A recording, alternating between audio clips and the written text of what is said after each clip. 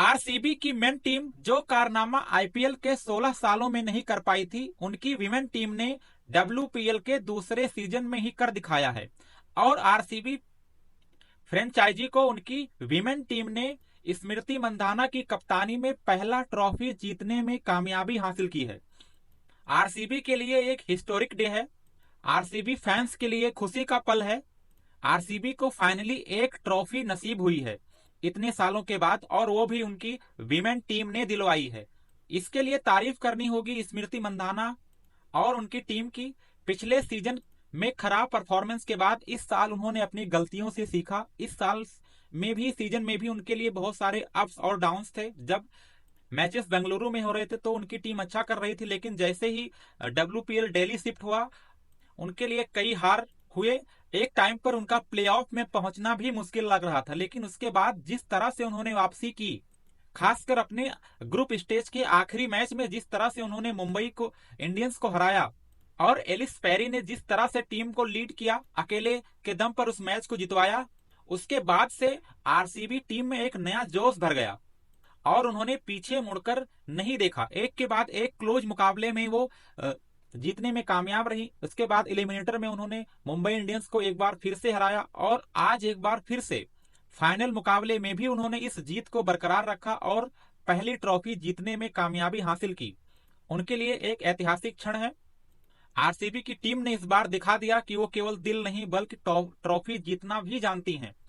और आज फाइनल मुकाबले में जिस तरह से उन्होंने परफॉर्म किया, एक तरह से वन साइडेड मैच कर दिया। पूरे मैच के दौरान कभी ऐसा लगा नहीं कि आरसीबी पे कोई दबाव है। अगर मैच के शुरुआती 6 ओवर को छोड़ दिया जाए, जब दिल्ली कैपिटल्स की शुरुआत अच्छी हुई थी, 6 ओवर में थोड़ा दबाव आया था आरसीबी की टीम पर, जब दिल्ली कैपिटल्स के दोनों ओपनर मैक लैनिंग और शेफाली वर्मा जबरदस्त तरीके से खेल रही थी। लेकिन उसके बाद 8वें ओवर का जैसे ही मैच शुरू हुआ और उनकी सोफी मोलिन ने जिस तरह से बॉलिंग की, एक ही ओवर में 3 विकेट चटकाकर दिल्ली को इस मैच से पूरी तरह से बाहर कर दिया। उसके बाद से दिल्ली इस मैच में वापस आ ही नहीं पाई, और जो स्कोर एक टाइम पे 180-90 दिख रहा था, वो मात्र 113 रन पर सिमट कर रह गया और पूरी टीम ऑल आउट हो गई 18.3 ओवर में। तो दिल्ली के लिए भी एक बड़ा सेटबैक है। इस टूर्नामेंट में उनकी टीम दूसरी बार कोलैप्स की है, और वो भी अच्छी शुरुआत के बाद। इससे पहले यूपी के खिलाफ भी ऐसा ही मुकाबला हुआ था, जब उनको लास्ट के 2 ओवर में मात्र 14-15 रन चाहिए था, लेकिन उनकी टीम बुरी तरह से कोलैप्स कर गई थी और उस मुकाबले को हार गए थे। कुछ इसी तरह इस मैच में भी देखने को मिला। एक अच्छी शुरुआत के बाद उनकी टीम का जो मिडिल ऑर्डर और लोअर मिडिल ऑर्डर था, पूरी तरह से फ्लॉप हुआ और एक के बाद एक विकेट गिरते गए। खासकर आरसीबी के तीनों स्पिनर्स ने जिस तरह से पिछले मैच में गेंदबाजी की थी, उसी फॉर्म को इसमें भी कंटिन्यू कर रखा। श्रीलंका पाटिल, आशा सोभाना और सोफी मोलिनी ने जिस तरह से गेंदबाजी की, 6 ओवरों तक तो आरसीबी दिल्ली कैपिटल्स के बल्लेबाजों ने दबाव बना के रखा, लेकिन उसके बाद इन तीनों ने मैच में आरसीबी की जबरदस्त वापसी कराई और मैच को एकदम वन साइडेड कर दिया। सोफी मोलिन का वो आठवां ओवर मैच का एक तरह से टर्निंग पॉइंट बना मैच का, जिसमें दिल्ली ने 3 विकेट गंवाए।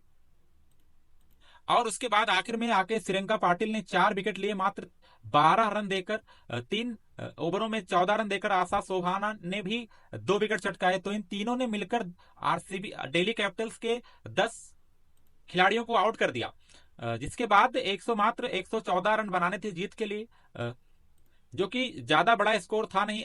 अच्छी शुरुआत भी मिली आरसीबी को, 49 रनों की पार्टनरशिप हुई पहले विकेट के लिए, लेकिन बीच में जाके थोड़े स्लो खेलने लगे। पिच भी थोड़ा स्लो कर रहा था और गेंदबाजी भी थोड़ी अच्छी की दिल्ली कैपिटल्स ने, जिसकी वजह से मैच आखिरी ओवर तक गया। लेकिन कभी ऐसा लगा नहीं कि इस मैच को आरसीबी हार भी सकती है। एक तरह से एलिस पेरी इस मैच में भी जबरदस्त बल्लेबाजी कर रही थी। उन्होंने मैच को खत्म किया आखिरी ओवर तक ऋचा घोष के साथ। इस मैच को भी उन्होंने खत्म किया। तो एलिस पेरी एक अलग लेवल के फॉर्म में नजर आई हैं, खासकर इन तीनों मैचों में। और उन्होंने जिस तरह से आरसीबी को एक नया कॉन्फिडेंस दिया है, जिस तरह से उन्होंने खुद के ऊपर मैच को ले लेती हैं, और जब भी जरूरत पड़ती है ऐसे मैचों में जहां पे आरसीबी दबाव में होती है और मैच जीतना जरूरी होता है, ऐसे मैचों में लगातार 3 बार ये देखा गया है कि उन्होंने आगे बढ़कर टीम को संभाला है। तो इसके लिए अगर किसी की तारीफ करनी होगी तो वो उन्हीं की तारीफ करनी होगी। उन्होंने जब जब आरसीबी की जरूरत पड़ी है, उन्होंने आगे बढ़कर गेंदबाजी से और बल्लेबाजी से टीम को संभाला है, और उन्होंने दिखा दिया कि वो क्यों दुनिया की बेस्ट एवर ऑलराउंडर हैं। तो आरसीबी इस मैच को 19.3 ओवर में जीत गई। चौका मारकर ऋचा घोष ने इसको जिताया और इसके साथ टाइटल भी जीत लिया। तो दिल्ली कैपिटल्स के लिए एक बड़ा सेटबैक है। पूरे सीजन शानदार खेली वो, टेबल के टॉप पर थी। पिछले सीजन की तरह भी इस सीजन भी उन्हें ट्रॉफी नसीब नहीं हुई। मैग लैनिंग के लिए शायद अभी एक भी WPL ट्रॉफी के लिए उन्हें और वेट करना पड़ेगा। उनकी टीम पूरे सीजन अच्छा खेलते हैं लेकिन फाइनल में आके हार जाती है, 2 बार ऐसा हो चुका है, तो उनके लिए एक और वेट होगा।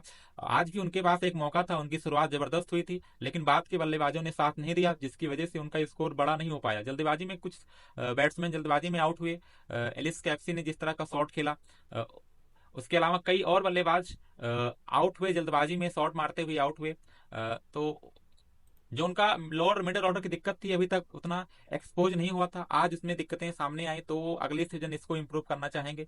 देखते हैं कि अगले सीजन वो किस तरह का परिवर्तन करते हैं अपने अप्रोच में। हालांकि उनके लिए ये सीजन भी जबरदस्त रहा, जबरदस्त खेली उनकी टीम ने, पूरे सीजन उन्होंने डोमिनेट किया लेकिन आखिरी मैच जीतने में वो कामयाब नहीं हुई और ट्रॉफी से चूक गई। लेकिन आरसीबी के लिए, उनकी फ्रेंचाइजी के लिए एक बड़ा उत्सव का दिन है। उनकी टीम ने पहला टाइटल जीता है फ्रेंचाइजी हिस्ट्री में। अब